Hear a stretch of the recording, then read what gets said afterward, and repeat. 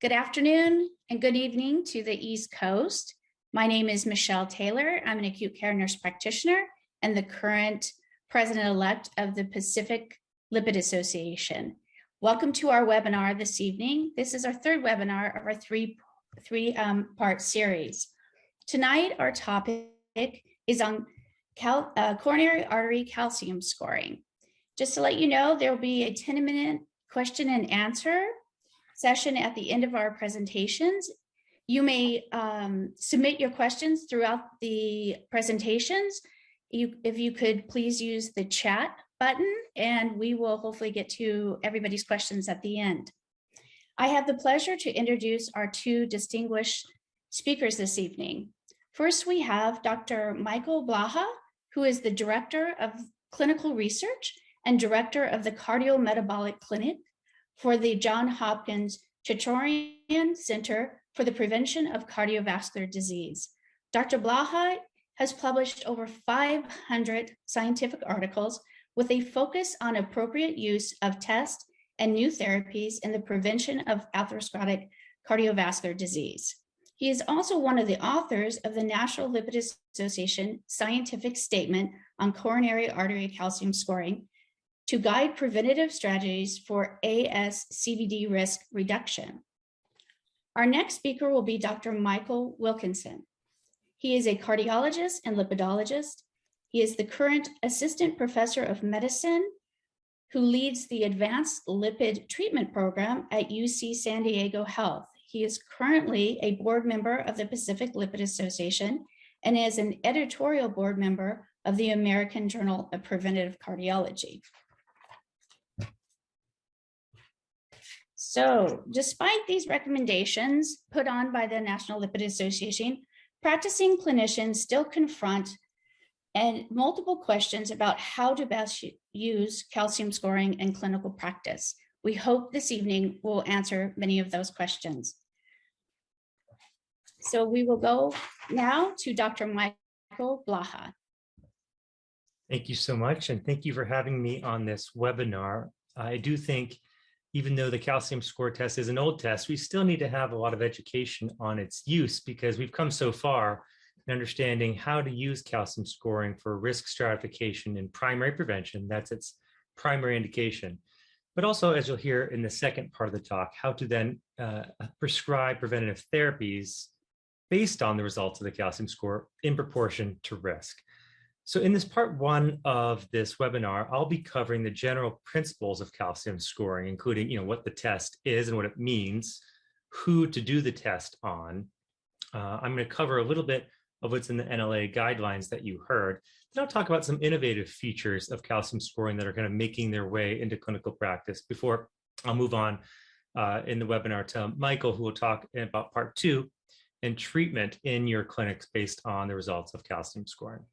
So, of course, whenever you talk about calcium scoring, your mind shifts to risk assessment. And when you think about risk assessment, we go back to first principles, which is we still start with thinking about 10-year risk assessment with conventional risk scores, right?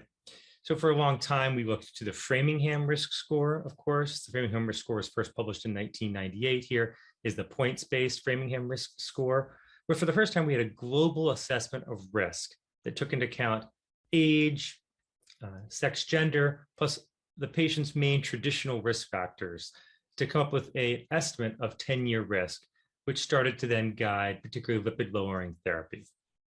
So now we go by the pooled cohort equations, right? Pooled cohort equations for 10-year ASCVD risk that look like this to get a rough estimate, a starting place for a patient's risk: age, sex, race, total cholesterol, HDL, systolic blood pressure, treatment for blood pressure, and diabetes, and smoking as yes/no variables. So this is, once again, a good starting point, but you'll look at this and say, well, it's pretty simplistic when it comes to risk assessment, right? These are very basic measurements that you take at one time and estimate risk.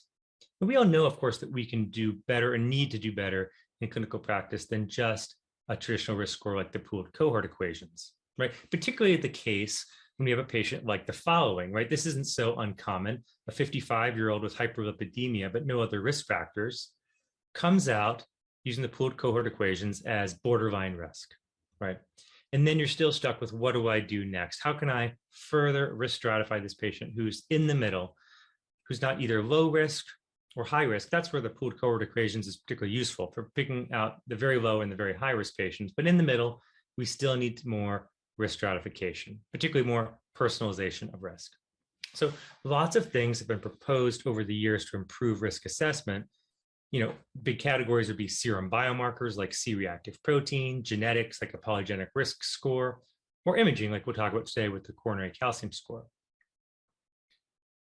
And these lie along a continuum towards a cardiovascular event, right? Genetics and risk factors and biomarkers, and atherosclerosis itself before one has an overt event. What I'd encourage you to think about in this talk is subclinical atherosclerosis testing, like with the calcium score, as kind of being like the funnel. It's the way of integrating all those upstream risk factors, genetics, environment, risk factors, biomarkers, integrating those into a single measurement, reflecting the vascular bed of interest in a single patient that integrates the lifetime exposure to risk markers. So the advantage of imaging is, as opposed to genetics or risk factors, which might have a small incremental value, imaging, by integrating all of those factors in a patient over their entire lifetime, usually has an order of magnitude higher risk prediction than those other things. And it lies on, of course, the final common pathway before an event. If you don't have atherosclerosis, it's very unlikely that you'll have a heart attack or stroke. And heart attack and stroke risk goes up in proportion to the burden of disease, which is why the attraction to subclinical atherosclerosis imaging. And of course, the way we do this clinically in primary prevention is with the coronary artery calcium score. So what is the calcium score? Well, the calcium score can be done on any modern multi-detector CT technology. As long as you have cardiac gating software, any CT scanner can do a calcium score. And this is one of the reasons it's so attractive.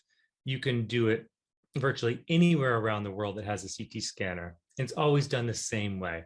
The same energy of a photon. You change the milliamperage on the CT scanner in proportion to the body weight of the patient. It's heart rate independent. Comes at expense about 1 millisievert of radiation, which is about like a mammogram. And you can do this in a very reproducible way anywhere around the world. And you can do it very quickly. It takes only about 10 minutes of room time and only seconds of scan time to do a calcium score. And you get images that look like this. These are unenhanced. This is a non-contrast study, unenhanced images of the heart, where those things that appear bright on the scan are things that highly attenuate X-rays that are dense, like calcium. So all the operator needs to do, the reader needs to do, is look through the scan and see where there's calcification and make sure they exclude calcification in the sternum or the spine, for example, or the pericardium, if it were to be the case, and circle that calcium within the coronaries, and it spits out a calcium score.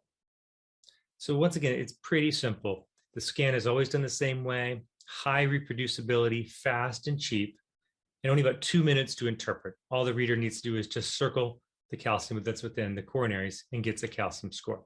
So its attraction for primary prevention is that it's fast, cheap, and reproducible. And of course, what I'll show here is that it's an exquisite marker of the burden of atherosclerosis. So this data dates back to John Rumberger, who is one of the founding fathers of calcium scoring and its implications.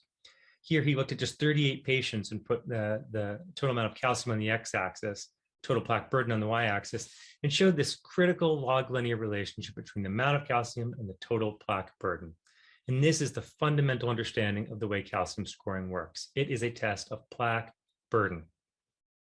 So if you can do the test and get an assessment of plaque burden, you can risk stratify the patient.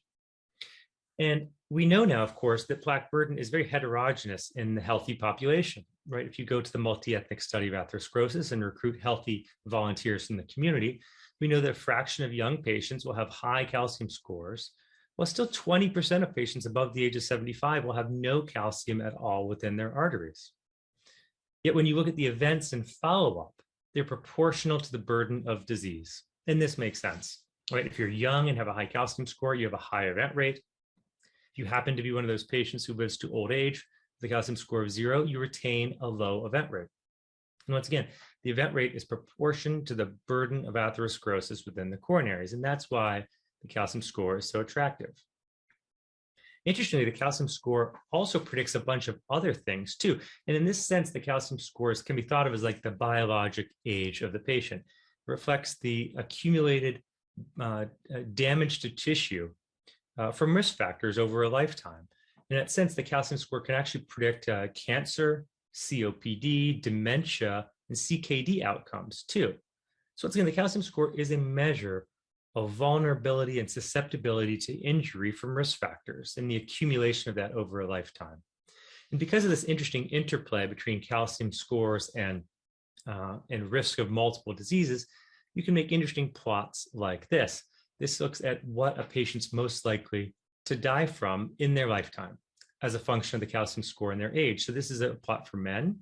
And you can see, for example, in a 55-year-old patient, if the score is several hundred, they're much more likely to die of cardiovascular disease in their lifetime than cancer in this case. But if a patient is 70 years old and has a score of 0, they're much more likely to die of a non-cardiovascular cause. And this is really what we try to do in primary prevention. We try to treat the patient that we can make a meaningful impact on their longevity. So we can use the calcium score to find patients most likely to benefit from our therapies in primary prevention. And importantly, the lack of calcium within the coronary arteries, the calcium score of 0, is perhaps the strongest negative marker for risk in the population, stronger than other things like the lack of a high C-reactive protein. Even the lack of a family history or a healthy lifestyle is not nearly as protective as having a calcium score of 0.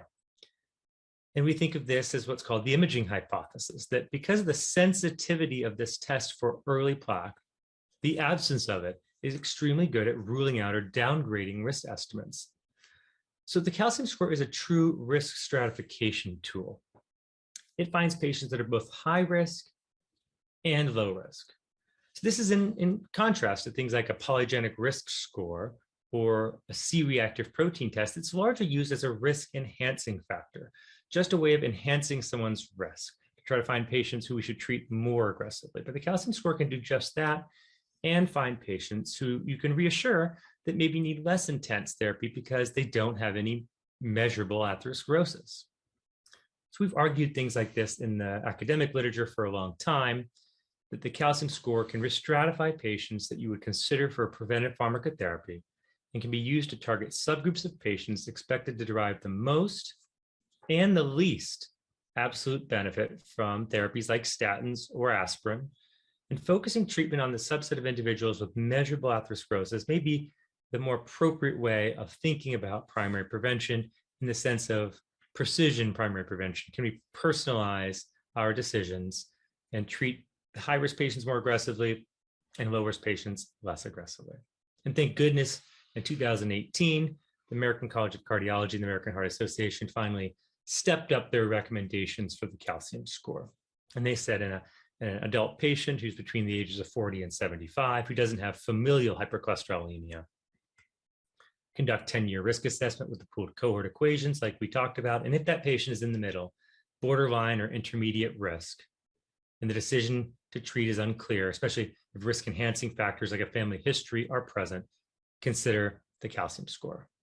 And here's what it says. There's a class 2A recommendation in intermediate or borderline risk adults. If the decision about statins, for example, remains uncertain, it's reasonable to use the calcium score in the decision to withhold, postpone, or initiate statin therapy. And of course, underpinning this notion is the idea that we can't just rely on a patient's cholesterol level for risk stratification, right? Because we know patients with low cholesterol but high calcium scores retain high risk. But patients with high cholesterol but have calcium scores that are 0 remain relatively low risk. So that's the message. We can't rely just on the cholesterol levels. We need a total assessment of their risk, in this case, with a measurement of the burden of disease. And we know now from several studies that patients benefit from things like statins in direct proportion to the burden of disease. This is data from the St. Francis Heart trial on the left. With calcium scores that go up, you get a greater relative and definitely absolute risk reduction with a statin. And this is also shown in the Walter Reed clinical experience by Dr. Todd Valines and others. Here's calcium scores of 0, 1 to 100, 100 to 400 or greater than 400 here. Patients received a statin were matched to patients who didn't receive a statin. And you can see no real benefit of a statin over the first 5 to 10 years when the score was 0, but increasingly large relative and absolute risk reduction with a statin when the calcium score was high. So this is the background against which we'll talk today, but how the calcium score can risk stratify patients and find patients more likely to benefit from our most aggressive pharmacotherapies, and find patients also where you can be more flexible in your goals. So the National Lipid Association just recently came out with a really great statement on calcium scoring that I think is actually probably the most comprehensive document on calcium scoring out there. It really gets at the heart of who do we test and how do we treat afterwards. So I'd point everyone on the call to this document, which we'll support throughout the lectures today. This is the infographic from that document, which is really great. I think it talks about whom to test, how to treat, and other important factors beyond lipids like aspirin. When do we use aspirin in primary prevention too? And underpinning the whole document is this fundamental idea that atherosclerotic cardiovascular disease risk is on a continuum, right? We've historically separated primary and secondary prevention, but really, of course, we know that there's some patients who have risk that's more like secondary prevention, although they haven't had a heart attack or stroke yet. So really, I think we should be thinking about things in 3 groups: true primary prevention, secondary prevention, and a group of patients with advanced subclinical atherosclerosis detected, for example, with a calcium score, who need more aggressive preventive pharmacotherapy than your average primary prevention patient, more like what we would do for secondary prevention, because you certainly don't want to wait till a patient has a heart attack or stroke to start treating their risk factors aggressively. So let's talk about my top indications for calcium scoring. Here, this is what I tend to use calcium scoring for, and this is, of course, supported by statements from the FNLA document. So the first things for calcium scoring, the first patients I like to test the most are the classic intermediate risk patient that we talked about, a patient with a family history or with a risk enhancing factor like a high Lp(a), or even a patient with new onset diet controlled diabetes. It's not one of these high risk diabetics, but one of these diabetics who could benefit from risk stratification. I also like calcium scoring the so-called statin reluctant patient, the patient who you think should be on a statin but is hesitant and says, how do I know if I'm going to benefit from the statin? I think the calcium score can be useful to demonstrate to that patient that they have accumulating atherosclerosis. Now, some other indications. I think the calcium score also has value in the statin intolerant patient, which I'm sure all of you see in your practice. There's a great paper by Carl Oringer out in the Clinical Lipidology on this topic, how these statin intolerant patients, right, sometimes need further risk stratification to figure out what your next move is. You know, can they rely on just lifestyle therapy, or do they need trials of multiple other statins, or of course, even like a PCSK9 inhibitor? And I think we hear later in the talk how we can use calcium scoring for decisions beyond just statins, but about LDL goals and non-statin therapy, or even decisions about who will benefit from aspirin and primary prevention. Now, some of you might be thinking, well, I thought that you couldn't do use the calcium score when you're already exposed to a statin. This used to be something that used to be said. If you were on a statin, the calcium score didn't have value anymore. Well, it's true that the statins, as you probably know, can help cause plaque regression. This is CTA data from Paradigm, can cause plaque regression and shift your plaque phenotype from one of a non-calcified phenotype to a calcified phenotype. So your calcium score will go up a little bit when you're on a statin. But importantly, it doesn't cause plaque to be there in the first place, of course, just shifts you a little bit towards calcified plaque. So we did a study recently that tested whether the calcium score can predict risk in patients on statins. And indeed, the calcium score predicts risk similarly if you're statin naive or if you're statin treated. So one of the messages nowadays is that we can use the calcium score and select patients who've been exposed to statins who need further risk stratification. So a new feature in the new chest pain guidelines is the idea of using the calcium score for evaluation of low risk chest pain. So this is actually very well founded in the data. This is data from Miami. This shows 5,000 patients who presented to the emergency room with EKG negative, enzyme negative chest pain. right? These tend to be lower risk patients. Half those patients or more had a calcium score of 0. And only 1 in 20 of those had any plaque at all on a CTA, and less than 100 or 200 needed had obstructive CAD or needed a revascularization in the coming years. So the calcium score, when it's 0, has a 99.3% negative predictive value for having clinically important coronary disease. So in an appropriately selected low-risk chest pain patient who doesn't have an acute injury, and you're trying to kind of the dual role of working up their chest pain and risk stratifying them, the new chest pain guidelines give a 2A recommendation to calcium scoring as a first-line test for excluding significant disease in patients who had a low likelihood of having obstructive CAD with their chest pain story. So this is another way you can use calcium scoring, probably in your outpatient practice, thinking about low-risk chest pain. And of course, one of the other reasons the calcium score can be useful is just for motivation, right? Sometimes a patient just needs the understanding of their risk to motivate even lifestyle goals or to take the therapy that you're recommending. So that's another of one of my indications, I think, for calcium scoring. Right. So I'm going to go through a couple of topics really quick in the limited time I have left, just to convince you that the calcium score has use even beyond some of these traditional indications. So I think the calcium score has some role in younger populations as well, select younger populations. This is data from the Calcium Consortium that shows that there's a non-negligible amount of coronary calcium, even in younger patients in their 30s and 40s, particularly if they have risk factors. And the calcium score predicts that early premature disease that we see in certain patients. It predicts risk even in those young patients. I think I want to communicate to the audience today that you need to be thinking about the calcium score, not just the total score, but also the percentile score that puts the score in the perspective of the patient's age, sex, and race. So it's important to remember that the Atkinson score, the score that we use for calcium scoring, is really on an exponential scale. You remain a calcium score of 0 for half of your life or longer. And it takes 12 or 15 years to go from a calcium score of 1 to a calcium score of 100.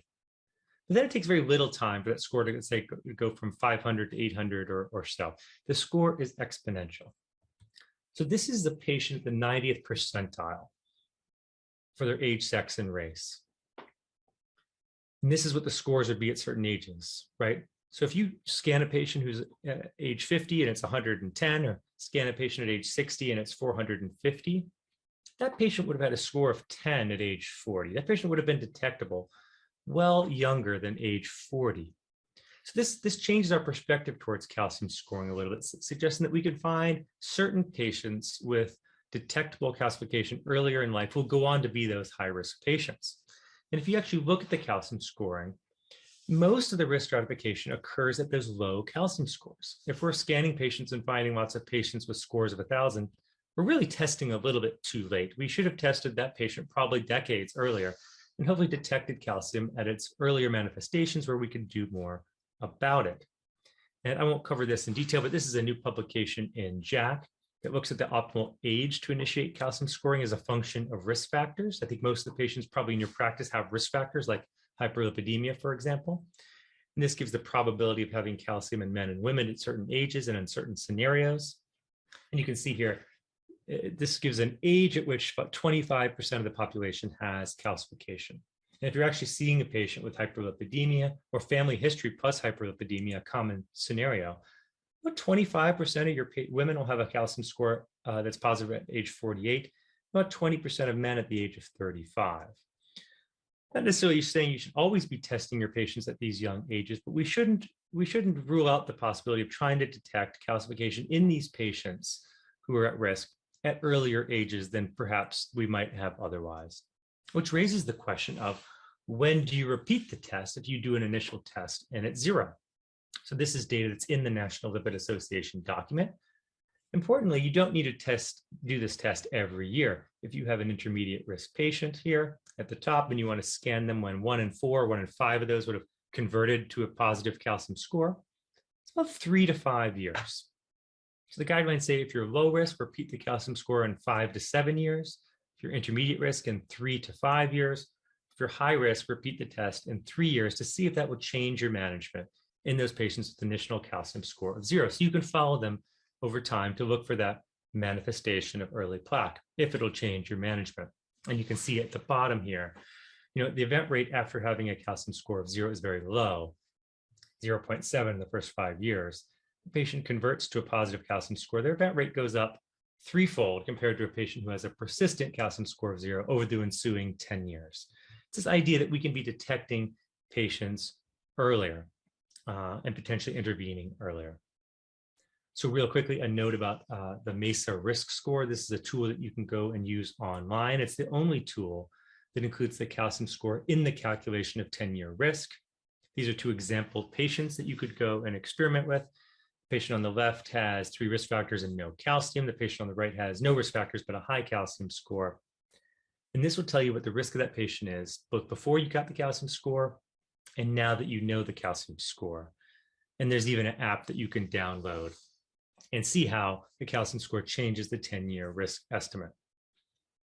Just a very quick note, this comes up in clinical practice a lot about calcium score detected on a routine non-gated chest CT, like a CT done for COVID or for lung cancer screening. There's a class 1 recommendation from the SCCT and the STR to at least qualitatively interpret calcification on all chest CTs, because that information is prognostic. Won't go into too much detail, but there's a scoring system called the CAC DRS score. It basically looks at how much calcium and how many vessels it's in. And it turns out just visually looking at a CT scan for how much calcium there is and where the calcium is within the coronary tree can produce just as much risk stratification almost as an official Agassiz score. So we should be using that information from chest CTs to risk stratify our patients. Now, of course, calcium scoring is increasingly covered by insurance, but it's not universally covered. And we're still advocating for that through the FNLA or SCCT and other organizations. But there's a case to be made for wider CAC coverage, right? We should be covering this or offering it at least at very cheap cost, because we know that calcium scoring can be very cost effective, especially when the cost of the test is less than $150.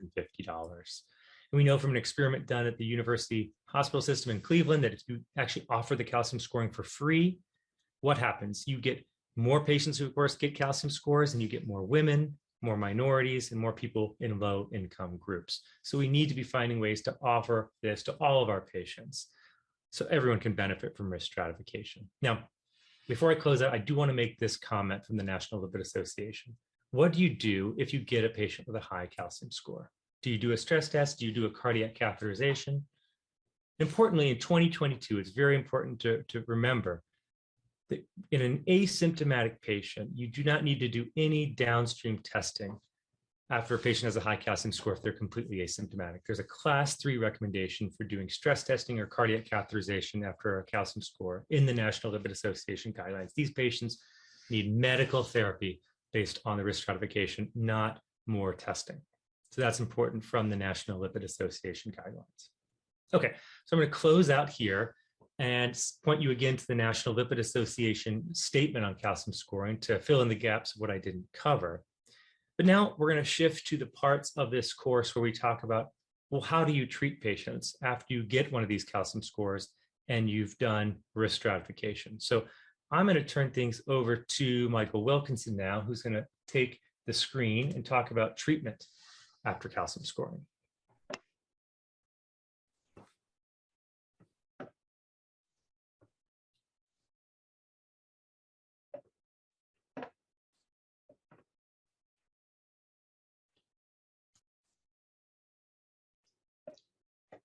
Well, thanks, Dr. Blaha, for that excellent presentation and for that great background on calcium scoring. The focus of the next part of our webinar, as you outlined already, is looking now at clinical application of calcium scoring. So my talk will center around a sample case. We'll talk about what to do for a patient with a calcium score of 0. Dr. Blaha already gave us some background there, but then what to do with the patient who comes to you with a calcium score above 0 and implications for pharmacotherapy. We'll look at the use of calcium scoring for making decisions about statin therapy, but then also aspirin therapy and antihypertensive therapy in those with stage 1 hypertension. We'll talk again a little bit about when to repeat calcium scoring or when to consider it, how to manage incidental findings of a pulmonary nodule, and then I'll talk a little bit about special populations and the use of calcium scoring among people with an LDL cholesterol above 190, including people with familial hypercholesterolemia and those with diabetes. So you're in clinic and you have a 64-year-old woman who comes to see you. She has a past medical history of hypertension, and really her chief complaint is about her concern around her risk for heart disease. She tells you that she hasn't been advised to take aspirin, a statin, or antihypertensive therapy in the past, but she wants to know, is there some way to check her heart, to get more information, to know whether she's doing everything that she can to help reduce her risk of heart disease?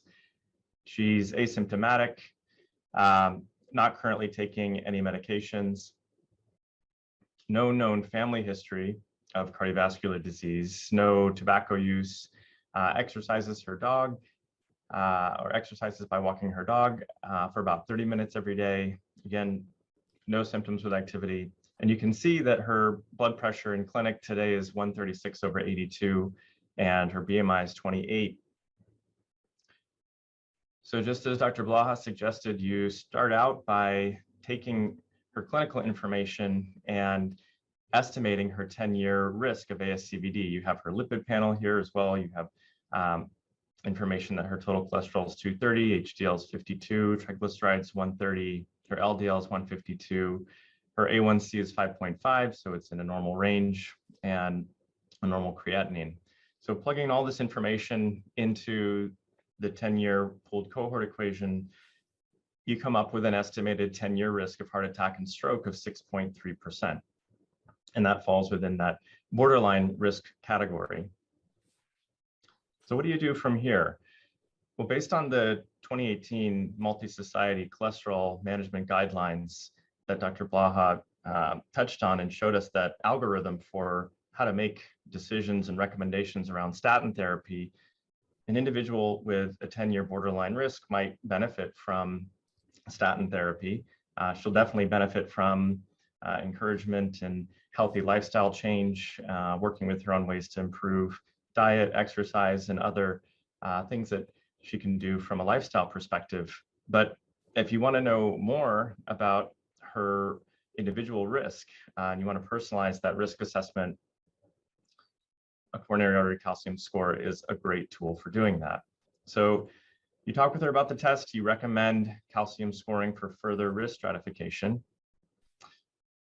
But as you just heard about, you also look in her chart and you check to make sure that she hasn't had a prior CT chest done for other reasons that might already give you some insight into whether she has evidence of calcified plaque in her coronary arteries.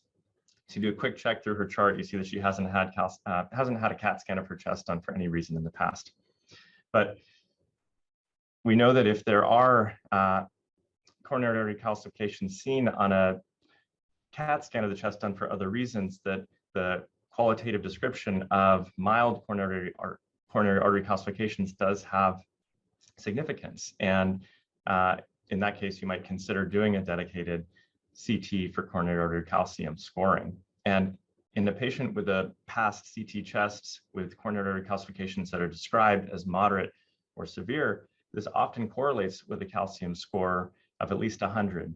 And that gives you information right there. This is somebody who is at higher risk and may benefit from statin therapy, although it still may be useful to formally quantify the amount of calcified plaque with dedicated imaging. So what will you recommend if her calcium score comes back at 0? Well, as we've heard a little bit about already, a calcium score of 0 is a very powerful piece of information. It's a negative risk predictor. It helps us to let patients know that they are at a relatively low risk of cardiovascular disease, at least over the next 7 to 10 years or so, depending on the rest of their history and other heart disease risk factors. And this study is just one example of the way in which calcium scoring helps to predict the risk of cardiovascular disease. And you can see that for both men and women with a calcium score of 0, risk out to about 12 years is low, less than that 7.5% intermediate risk in the guidelines. That's the red dotted line, and even less than 5% risk, which is the blue dotted line, which is the beginning of that borderline risk category. And we saw this image during Dr. Blaha's talk. If her calcium score is 0, that's associated with low cardiovascular risk, and statin therapy can be safely deferred. The blue and red dotted lines are on top of each other in the calcium score of 0 box. Being on a statin in that group did not lower the cumulative incidence of a composite of acute MI, stroke, and cardiovascular death. But where you do start to see those lines significantly diverge is in individuals with calcium scores of 101 or greater. We also saw this study and the performance of a calcium score of 0 against other negative risk factors or risk markers. And in this particular case, this patient's pretest risk by the pooled cohort equations we saw was around 6%. But for calcium score 0, we can shift her risk estimate down to actually below 5%, which again is the beginning of that borderline risk zone. How likely is it that her calcium score will be 0? Well, these data come from the cholesterol guidelines and looking at, as well as MESA data, and looking at how the recommendations for patients from the guidelines fits with the results of calcium scoring. So if you have a recommendation from the guidelines to consider statins, if that's your baseline risk estimate, you can see that about 57% of patients in that group will have a calcium score of 0. But there's still a 31% chance she's going to have a score between 1 and 100, and she may even have a score greater than 100. Also, if her calcium score comes back at 0, we just talked a little bit about this as well, and the usefulness of repeat calcium scoring to reassess risk over time. So if her baseline score is 0, and she's therefore at low risk, you might consider repeating her calcium score in about 5 to 7 years. If you have somebody with a calcium score of 0, but they have other risk factors for cardiovascular disease, you might repeat a calcium score sooner, more like at 3 to 5 years. And in those at high risk or in individuals with diabetes, repeating a score in about 3 years is reasonable. So her calcium score is 120. And that puts her in the 85th percentile for women her age and race ethnicity. So what do you do next? Well, let's bring it back to the 2018 guidelines. And if we take the patient through this primary prevention algorithm, we got to the point where, based on her 10-year risk estimate, we estimated her risk to be about 6%, putting her in the borderline risk zone, at which point you could consider moderate intensity statin therapy. But we proceeded with the calcium score, and her score is both over 100 and above the 75th percentile. So it's more clear now that this patient will likely benefit from statin therapy. So now we know where she falls in data like this. She's in that group of patients with a calcium score between 101 and 400 who will clearly benefit from statin therapy over the next 12 years in this example.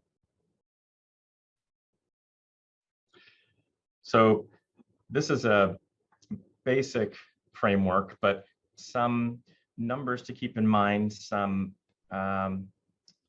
basic considerations from the absolute calcium score include considering moderate intensity statin therapy for a calcium score over 100, such as with our patient, calcium score of 300 being a marker of higher risk.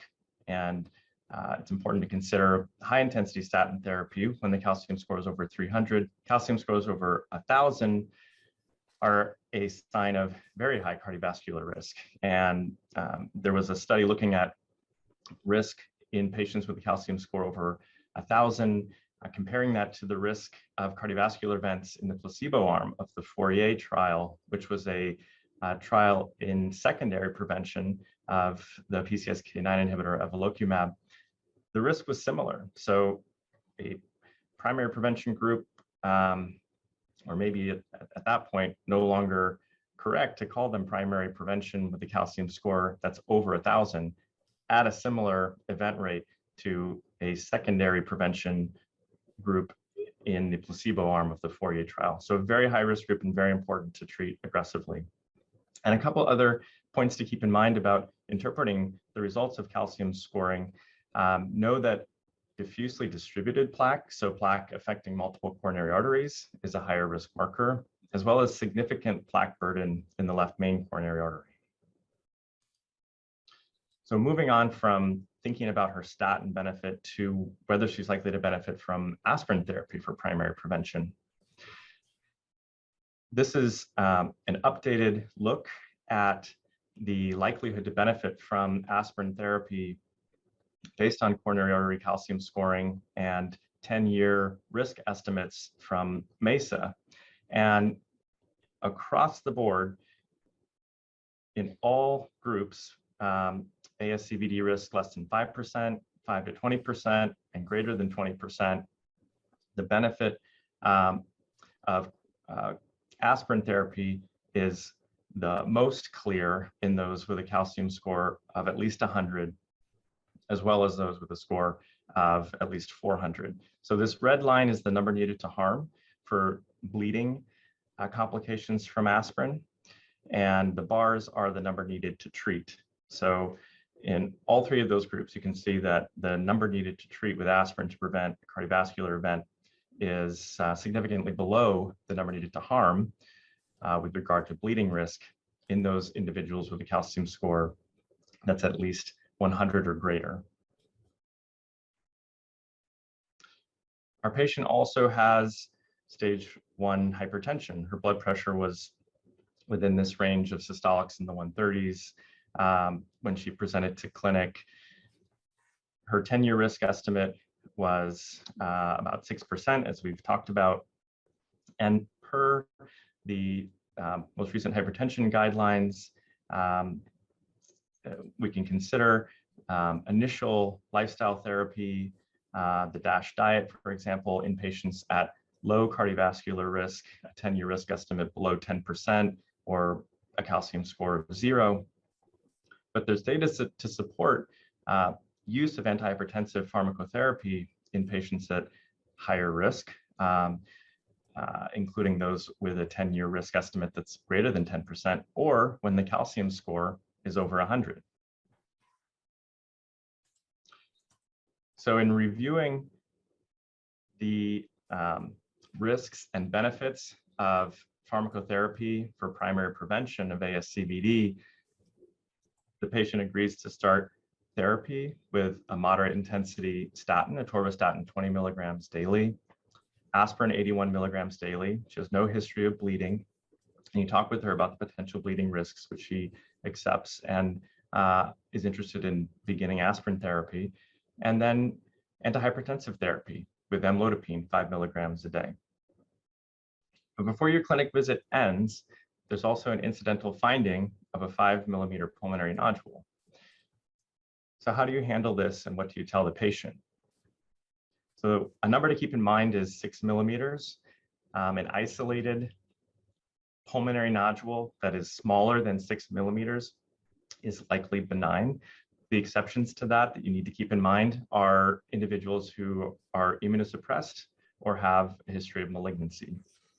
But in deciding when to follow up, when to perform repeat imaging we used the Fleischner Society guidelines. And this slide includes some of those features of pulmonary nodules that are higher risk features, and those will impact how soon we need to look again with a follow-up CT scan.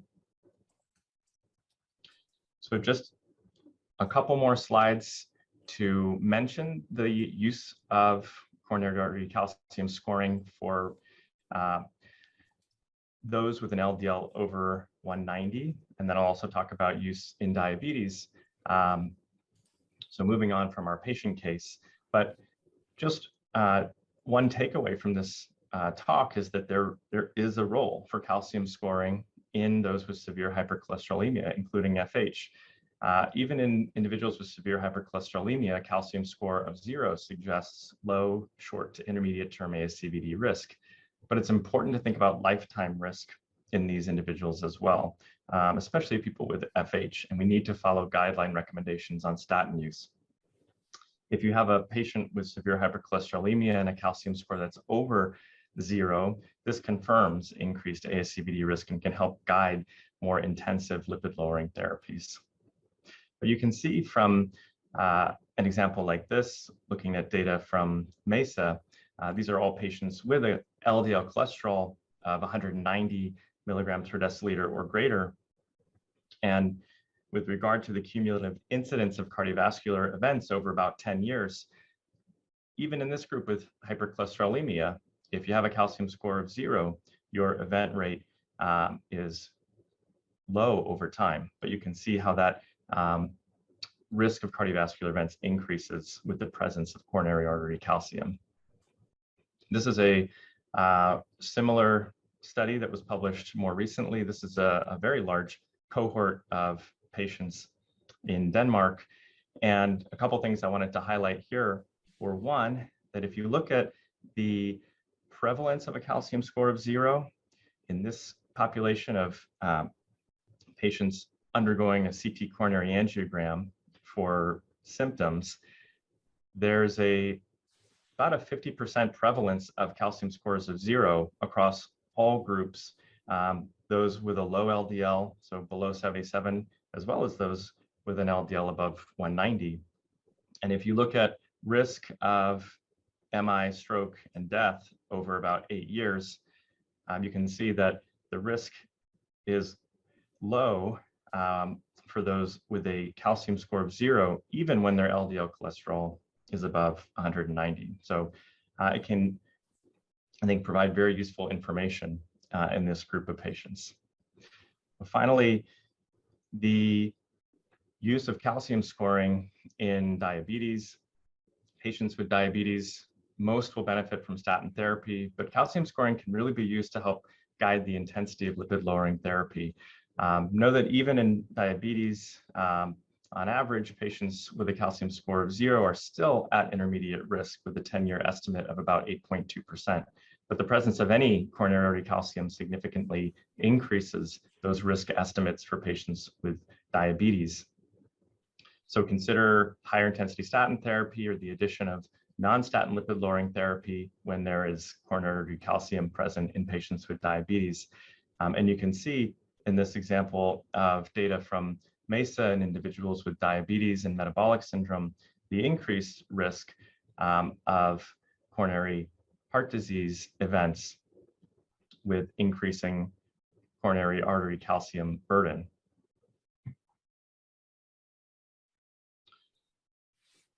So I'll wrap up here so we can move on to our question and answer session. Thanks to everybody for your attention, and please continue to enter your questions into the Q&A so we can get to those next. But please remember from this talk that calcium scoring is useful for predicting statin benefit as well as aspirin benefit and antihypertensive therapy benefits in those with hypertension. One use of calcium scoring is in further risk stratification for those at borderline or intermediate risk of ASCVD, like the patient that we discussed. Know that calcium score of 0 is a strong negative risk predictor. And keep these numbers in mind. Calcium scores above 100, patients more likely to benefit from statin therapy. Also aspirin. with low bleeding risk, and also earlier antihypertensive pharmacotherapy for those with stage 1 hypertension. And know that calcium scores above 300 identify a high-risk group who will benefit from more aggressive treatment of their ASCVD. And finally, know that calcium scoring does have a role in further risk stratification of individuals with severe hypercholesterolemia and diabetes.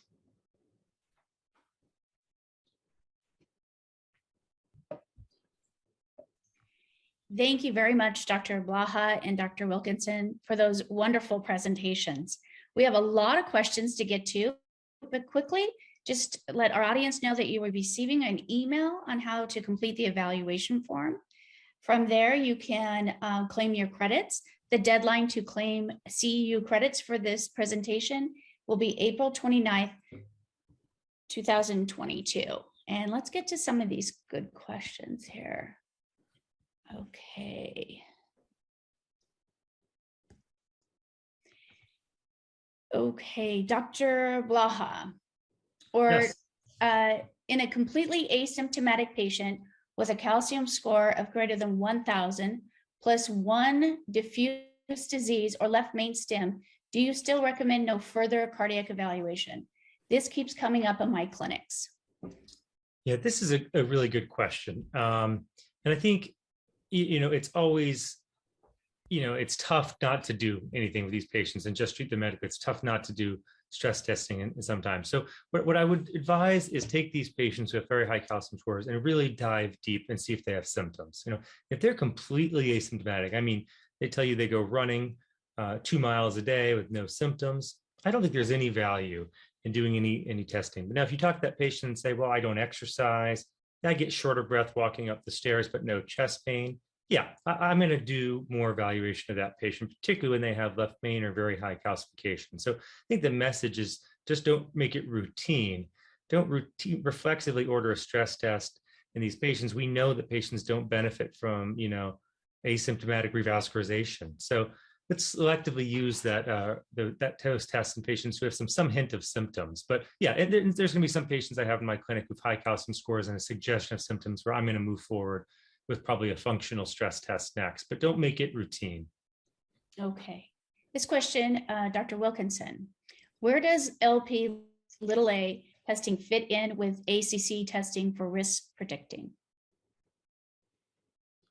Yeah, that's a great question. Lipoprotein(a) is included in the 2018 Multi-Society Guidelines on Cholesterol Management as a risk enhancer. And I think that lipoprotein(a) is something that we should consider along with those other risk enhancing factors in our overall consideration of individual risk for ASCVD, likelihood to benefit from pharmacotherapy, the things that we've discussed here tonight.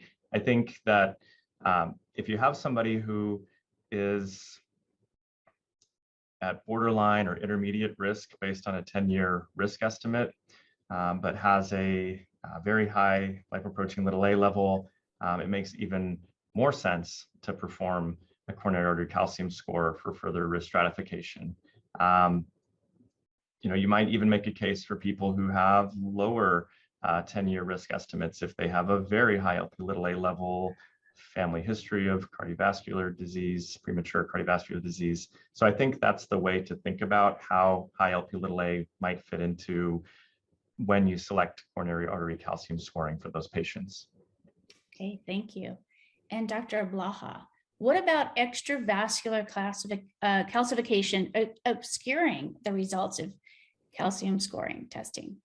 Okay. So the extravascular calcification is a very interesting question. Extra coronary calcification, I'll say, it doesn't really cause any problems with obscuring the results of the calcium score. You can still interpret the calcium score, but it can support the results of the calcium score. For example, when we see calcification in the aorta or in the aortic valve or the mitral annulus, the more vascular beds or the more sites that you have calcification, the higher the risk. And we'll see those polyvascular disease patients have calcification of multiple structures, and that puts them at very high risk. We know that aortic valve calcium predicts aortic stenosis, aortic calcium predicts stroke and peripheral vascular outcomes. So yeah, take the totality of the results from that chest CT into account. And you have a patient with multiple site calcification. That's a very high risk patient. Treat them sort of like a very high risk polyvascular patient, in my opinion.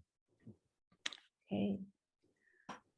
And Dr. Wilkinson, here's another question. In statin-treated patients, if getting calcium scoring, do you use an absolute value or a change over time to guide how to use add-on therapeutic agents? Also, would you use it in patients who have not yet achieved recommended LDL-C goals and only those who have achieved LDL-C goals and you are trying to assess their risk? Happy to answer that. And I'd love to hear Dr. Blaha's take on this too, because I think, based on some of the data that Dr. Blaha presented, there is use in coronary calcium scoring for risk stratification in people already taking statin therapy. While you may see a little bit of an increase in the calcium score with statin therapy, it should be relatively subtle compared to what we would see in a patient who has more rapid progression of coronary artery disease. So if the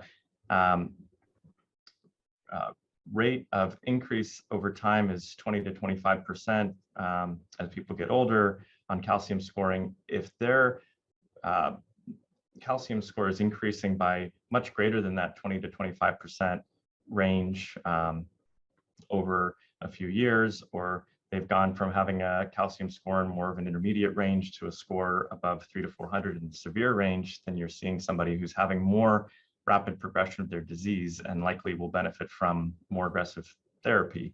And I think the same is true and useful in people who are not at their LDL target with statin therapy. If you're doing calcium scoring or you're seeing these signs of rapid progression, then yeah, it's one more reason to work toward bringing their LDL cholesterol down lower. I'll jump in there. Yeah, I think very well said. Like you said, a good rule of thumb to remember is that calcium scores go up about 25% per year. That's sort of a rough estimate. So, just to be everyone be aware, the calcium score will go up over time. That's just the natural history of things. So patients will want you to say, let's test it and see if the score went down. And you need to remind them that it doesn't quite work that way.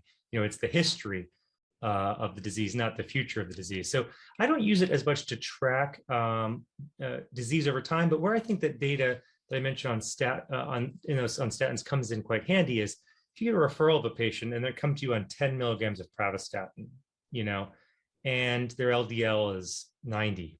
You have no idea what their risk is. And so I will still use a calcium score in that patient and interpret it. And if it's 0, I might say you're probably okay. The score comes up very elevated. Of course, we're under treating that patient. So I wouldn't want anyone to think that it wouldn't be interpretable in that setting. It's still very useful. Maybe as Dr. Wilkinson said, maybe they need an aspirin. Maybe they need aggressive LDL goals. So that's right. And then as far as tracking patients with the calcium score, I don't routinely do that as much. But as you heard, roughly speaking, 25% per year is a good rule of thumb for kind of average progression. It will go up over time. Thank you. There's another, I think we have time for just one more question. Maybe Dr. Blaha, you could answer this. How can you elaborate about what coronary calcium score of 115 versus a coronary calcium volume of 109? That's a good question. I'll make a quick comment about that. Keep it quick. So there's multiple ways of actually doing the calcium score. We routinely use the Atkinson score. That's what our guidelines are based on. But there's a separate scoring system called the volume score, which doesn't take into account the density of the plaque. And there's some reasons that might be better. But roughly speaking, the scores will be highly correlated. So those scores that you're seeing there are both telling us roughly the same thing. And generally speaking, we go by the Atkinson score. I wouldn't pay too much attention to the volume score in this setting, but it'll track with the Atkinson score. But just realize there are different ways of testing the calcium and different ways of treating the density of that calcium. And increasing clinical practice, I don't think that they don't add too much onto each other at this point in time. Okay, thank you. So again, thank you. We've run out of time for the evening, but thank you very much, Dr. Wilkinson and Dr. Blaha, for those wonderful presentations. I hope that answered a lot of questions for our audience. Again, remember that you will be getting an email that will instruct you on doing the evaluation, which will help you collect your CEUs. Thank you for joining us this evening, and hope to see you soon at our next seminar in Scottsdale in June. Good night. Thank you. Thank you.